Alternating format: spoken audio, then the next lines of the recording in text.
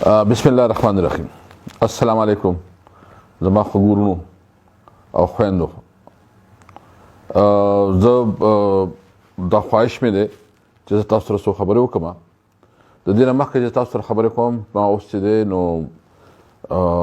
چیف منسټر کے پی کے محمود خان سره، چیف سیکرټري کے پی کے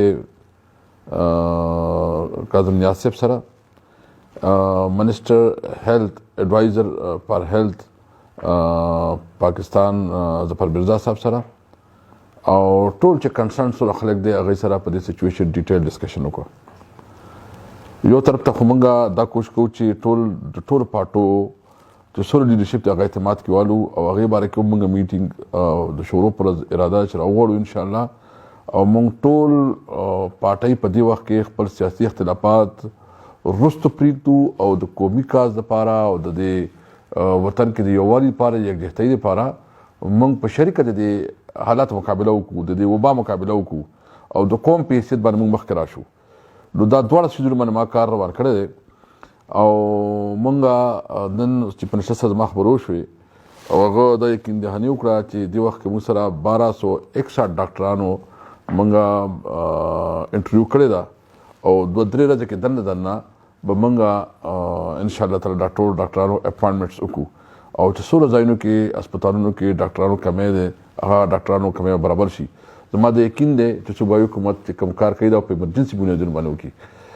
زه بیا خاص کر د خپلې ضلعې باره کې هم دا وایم چې ما هلته ډي سي صوابۍ او خاص کر چې کوم د هیلث ډپارټمنټ دی هغې سره زما خبرې ترې وشوې. هلته چې کوم کمی و هغوی ما سره ډسکس کړو. زما به کوشش وي چې په دې ورځ کې زه خپله هم وزټ وکړم او هغې کې چې څومره کمی دی او څومره ایشوز دي موږ په ځای باندې اډرس کړو.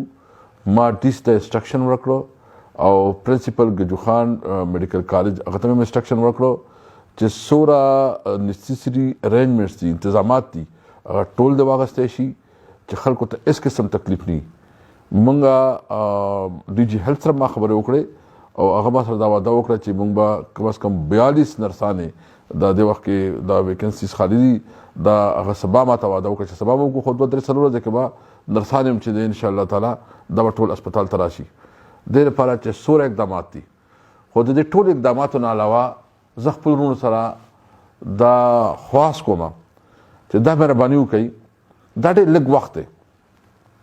زه دا نه چې زه تاسو په پریشانۍ کې اچوم خو د ذمهوارۍ التماس درته کوم چې تاسو کم از کم د یو ذمهدار شهري په حیثیت باندې په خپل کورونو باندې او په خپلو بچو باندې لږ هغوی ته انسټرکشن ورکوئ، په هغوی باندې رحم وکوئ چې دا 10-15 دن چې دا لږ تاسو د غیر ضروري مومنټ نه چې نو هغه تاسو اجتناب وکوئ.